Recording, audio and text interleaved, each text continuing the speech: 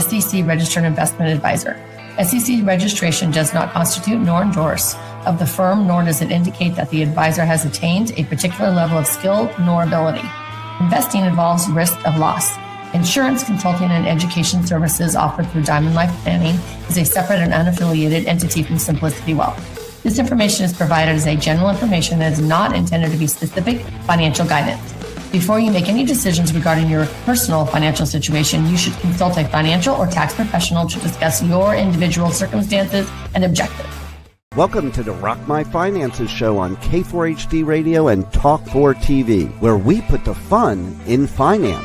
Join Powerhouse Jennifer Jost, CDFA, CMC, and Private Wealth Advisor, as she collaborates with you to create clarity, control, and confidence with your money, your way. It's not about the zeros, so what is it all about? Let's find out. Now here's your host and weekly friend, Jennifer Jost. Hey y'all, welcome back to Rock My Finances. This has been a dream come true for me because I've just been working with people for so long and I get so many questions, and I wanted to have like a live radio show on XM radio, but that's my big dream, right? And then I can answer questions. You could call in and we can have like real chats. But until all that wonderful accolades happen, or whatever you want to call it, I'm going to be doing these so I can answer your questions. And I hope you can relate to some of these questions that I've received over the years. This is Live Your Diamond Life, Authentic Q&A for Women. This is Chapter 6. Why does money come and go? Right? Like we feel like we're doing a really good and we pay off all our debt. And last year I bought my house. I had to buy a new car, which I love her. Her name's Diamond. I bought a Genesis. Like she's adorbs. I love her so much. She's white interior. I love all of that. And then it's like, okay, now I've got my daughter's wedding to go to. We're going to Iceland. It's like, okay, whoa, money is coming and going for sure, right? So why does that feel unstable and crazy? So we're going to ask a lot of questions around this, right? Here's question number 1. Why does money come in and then it disappears so quickly? So what's underneath that? We know it's never about the zeros, right? That's our tagline. It's never about the zeros in the bank, because I can have somebody with 6 zeros in the bank and they feel the exact same as I have 1 zero in the bank. Like it doesn't even matter. You can have 1,000 or 100,000. And I have people, my clients, that feel exactly the same. So it doesn't matter. The zeros do not matter. We have to take care of the underlying beliefs. So what's underneath that is it disappears so quickly. Your nervous system is calibrated to a certain normal. I call it a temperature. You have a money, wealth temperature. So you're calibrated to that normal feeling of those zeros in the account. And that's just normal for you. Like I made a certain amount of money forever and ever in the beginning of my industry, right? I don't even know what it was, like maybe 80,000. Then it was like 100,000. Then I made like 150,000 for many years. And it was just, it was normal. And then it went up to 200,000. It was 250. Like it just kept increasing, but it increased slowly so that I could raise my temperature of my normal of money coming in. Does that make sense? And we all kind of do that, I think. So if you're used to a specific level of money, instability or anything above that feels unfamiliar, unsafe. It could feel downright scary. So if you were to, like I did one year, I doubled my income. I made 125,000. All of a sudden I made 250. Like boom, right off the bat. That was weird. Because then I had so much extra money, which bucket am I going to fill, right? I'm a financial advisor. It was so fun to pick a bucket that I wanted to put my own money in. It was so fun. So it can feel unsettling at that point. So what we normally do is, if we are feeling unsettled, it's our energy. It's about how we feel about it. So what happens? We create an circumstance or an experience to spend that money to get it back down to the normal level that's in our bank accounts. So that's what I work with people on in the coaching sector. When they make, let's say I have everybody have a magic number. What do you want in your savings account? When you open up your app on your phone, you want to be able to see this amount of money every day. What is it? Let's say it's 5,000 in your checking and 10,000 in your savings. So you always want to see $15,000 when you open up your checking account. And when it starts to dip below that, your stomach starts to rumble, your heart might get some palpitations, like it just doesn't feel good. And so it doesn't matter about the zeros, whatever your number is, that's your magic number. I get that. So when we get used to that number, I ask them to add a zero to it. Add a zero instead of 5,000, right? I want you to be used to 50,000.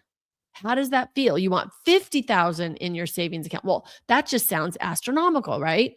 But if you keep practicing that thought and adding a zero to that, you're going to raise your temperature. Now, we can play lots of little silly games to help you raise your temperature. Here's another game to help you raise your temperature on being worthy of money, being worthy of wealth. I want all women in this world, starting with our country first, to be worthy of wealth, because we will change the world. I don't know any women at all that do not want to help someone else. We usually want to make more money because we're going to help either our family or friends or a nonprofit. We all have something else in mind. So we could create such an amazing society if women felt worthy of wealth, because then guess what? We will attract it. It will come and we will make changes. So that's my mission and my little soapbox on this earth right now. Okay, back to my little game. So I think it's an Abraham Hicks game. Did I get it from Abraham Hicks? I can't remember, but you have to spend, and it's so fun. You can either do $100 a day or $1,000 a day, but you do this in your brain. You could do it every day if you wanted to, too. Get a group of friends together and text each other what you're going to buy. Every morning you wake up and you get a new $1,000 or a new $100, whatever works for you. And you have to spend it. You can't donate it. You can't save it. You have to spend it. And you literally shop. Like, what am I going to buy? My first $1,000. You can't pay off debt. You can buy a house, but you can't save it up to buy a house. So you have to spend it every day. And it really tricks our brain and our subconscious that we have this money.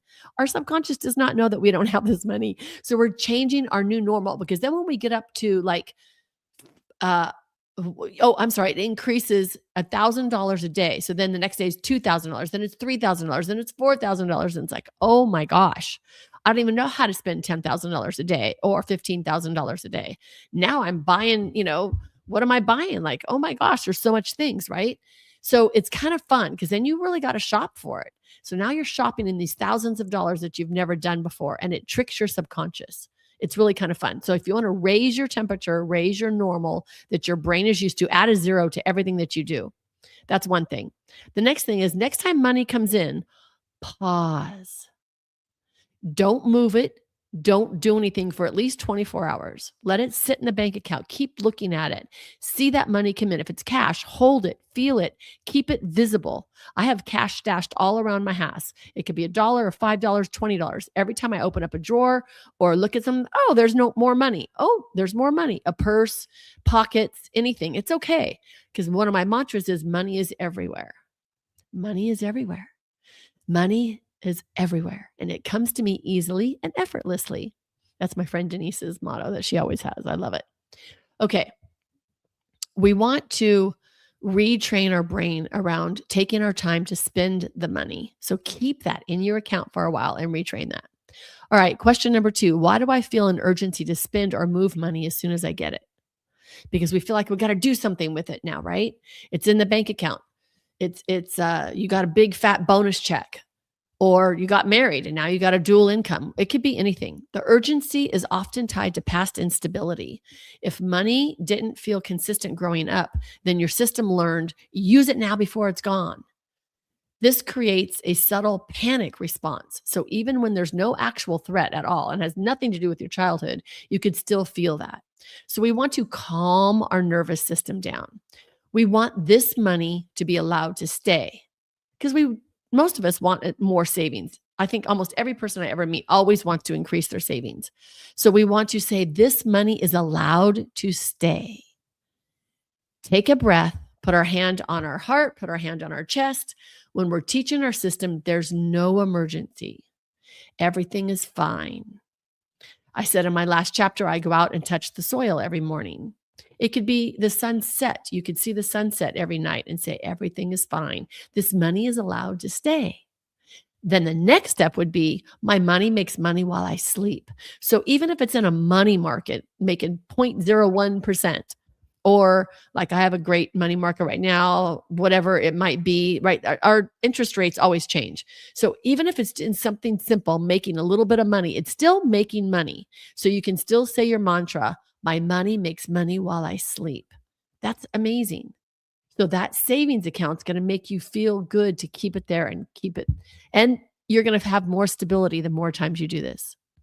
Okay, number 3, why do I make good money, but I still don't keep it? What's underneath of this? Earning and holding on to money is absolutely completely 2 different identities, 2 different energy fields, 2 different feelings, right? So you may have learned how to achieve, produce, perform, earn, work your butt off 7 days a week, 365 days a year. Are you that type A like I was? Came in with my list every morning, looked at my list at my desk, my to-dos.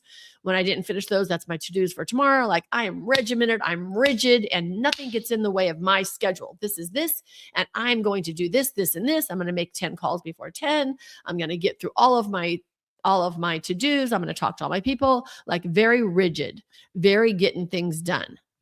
But you didn't learn how to receive, hold, or sustain. Receive, allow, relax, open, allow the manifestations to come to you. Allow great ideas. If we don't have space between the raindrops, as I always hear from my friend Petalin, if we don't have space between the raindrops, then it's just consistent. Can you feel that a minute? We want to feel the space between the raindrops. I just love that. I love that. It helps us breathe more, helps us relax, because there's things that are coming to us all the time. The universe is always giving us little secrets and hints. Remember when Oprah used to say, you always get a whisper, and then you might get a tap on your shoulder, and then you're going to get slammed into the cement wall if you didn't hear it yet. So we're always receiving great gifts from the universe, from God, from our angels, from those who've passed before us, whatever your belief is. We are always getting messages on the right thing to do, but we have to slow down to receive it, to allow it, and to trust it. And I know that's one of the hardest things for us to do, is trust. So I want money to be able to come through more than just effort. I want it to come through good feelings. I don't want it to be leaving just because you want to get rid of it. Now, if you're going to pay off debt, that feels amazing. So I want you to celebrate. We do not celebrate enough. First of all, I want you to celebrate when you get it. Everybody has to have a money dance. If you're on video, you're going to see my money dance right now. I look so crazy, but this is my money dance. I want you to be able to have a money dance and celebrate. When you receive money, when you pay off debt, when it feels really good, when you maybe did something. I had a lot of my clients either go in their Amazon basket or their online baskets or their Instacarts, or just shopping around what they wanted to do and hang on to it for 3 days. You can't buy it yet. So that money, I want it to stay there. And I want you to go window shopping and dreaming and desiring. And then you're going to hang on to it for 3 days. So now you're telling your body and your subconscious that you are wealthy. It's a little bit of a trick. I think I got it from Prosperity Consciousness. It's a book, really, really good book, Prosperity Consciousness. And it's a trick that we're tricking our subconscious. And so we're telling our body, our nervous system, that we're wealthy. We've got money. We are on it. We're good. And now we get to choose where we're going to spend this money. So now we're going to take our time. Where am I going to go out to dinner? I'm going to check out all these restaurants. If I want this blazer or these shoes, where do I want to buy it from? Now, only when it feels good. I don't want you to be stressed trying to get the best deal, running around, getting all crazy. I want it to feel good. If it doesn't feel good, walk away. Here's a writing exercise for this. Write down, I am someone who keeps and grows money. And repeat this daily. I am someone who keeps and grows money. I am expanding my identity. I'm expanding my wealth. And this is going to happen if you do this every day. It is a money muscle. You have homework here. This is not just a one and done. Sorry, which is why I have a job. Okay, question number 4. Why do I feel uncomfortable seeing money sit in my account? Why is that hard for it to just sit there? Well, what's underneath of that? Stillness can feel very unsafe when you're used to constant motion. It's like your life is being about solving, fixing, or reacting constantly, right? We're always doing something. And then when nothing's happening, it feels kind of wrong. Now, I don't know about you, but I used to create a very busy calendar. I didn't know that what I was doing was running from my feelings. I stayed busy. I'm very social. I'm an extrovert. And I would just stay very busy. And I felt like I was a better person the more busy I was. If my phone was always ringing off the hook, or if I was always busy, I felt like I was doing what I was supposed to be doing. When actuality, what I was doing was running from the space between the raindrops to feel my feelings. So make sure that in our calendars, if you're type A like me and we're scheduling, schedule your money date, 30 minutes a week minimum, and schedule the space between the raindrops. I want you to have time. I want you to have feeling time. I call it feminine financial freedom time. We have to have that freedom time to feel the way we do when we are growing our wealth and we're growing our identity as becoming a wealthy woman or a woman of wealth. We want to be able to grow that, if that makes sense. So we have to have space. Okay, so we're going to create a movement by spending or shifting our energy around money. So we're going to open up our accounts and our money date. Open up your app on your phone, open up your spreadsheet. Like I have an Excel spreadsheet and a Google spreadsheet. It's so pretty. It's got pink and purple. When I finish it, it's green. When the money's coming in, yellow needs attention. Red means past due. I need to get it done today. I have all these colors and it makes me feel so good. So when we're doing that, we're going to do nothing. Just sit there. Do nothing. Just observe. Observe your bank account. Observe the check. Maybe you get a check. Just observe it. Don't act on it right away, especially now with our online deposits. We sign the back, take the camera picture, do it right away, right? Because now that money's in the bank, which I agree with. That day would be fine, but let's just hold that for a minute. Let's breathe into that income. Look at your paycheck. And if everything's just automatically deposited, make sure you get a copy of that paycheck and look at that. I did that. I'm worthy of this wealth. Just observe it. Let your body feel the discomfort of bringing this wealth in without acting on it. And just do that every so often. Okay. Number 5, why do I tend to overspend or overgive when I have money? Well, what's underneath? Money may be tied to emotional regulation. Spending might equal relief. Giving might equal approval. And releasing might equal control. Does anybody want relief, approval, or control out there? So if you didn't feel in control emotionally growing up, like me, money becomes a way to create temporary control or connection. So giving, that's always feels good, right? And I do recommend giving. It feels good and it tells money that we love it and respect it. So here's our exercise. We want to pause before we release it. So before we spend it or give it, I want to say, what am I feeling right now? If it's emotional, wait. Like we want to find that emotion. Separate the feeling from the action. See if you can separate that. So I just want to feel the way I feel around my relationship to money right now. And then when I can separate the feeling from my action, then it's okay to move forward with that action, which would be paying down your debt. I know there's a lot of people that have spenders to get relief from a yucky feeling. Some people go have a cocktail. Some people, I know marijuana is very prevalent around these days. It could be that. It could be exercise. It could be going for a run. It could be a hot tub, or it could be retail therapy. How many times have we heard the retail therapy? Okay, I'm going to warn you against that because that is very short and it's fleeting and it's not going to make ever long lasting good relationship with money. you are telling money that you're using it. You're not respecting it. So it's not going to withstand a good, long relationship with money. And we want money to come in forever. So if you're spending to get relief on a bad feeling, stop. Hire a money coach right now. Hey, y'all, rockmf.com, just saying. You want to not do that. I know it feels good, but it's very fleeting. And a lot of times you feel guilty after, which only just brings in another feeling. Okay, number 6. Why do I feel like money creates more responsibility than freedom, right? Especially if it's gobs of money. Like if you don't know what to do with all that extra money. In fact, I've had people very nervous about this coming to me because that's what I'm going to talk about is how much more money you're going to make next year or the year after.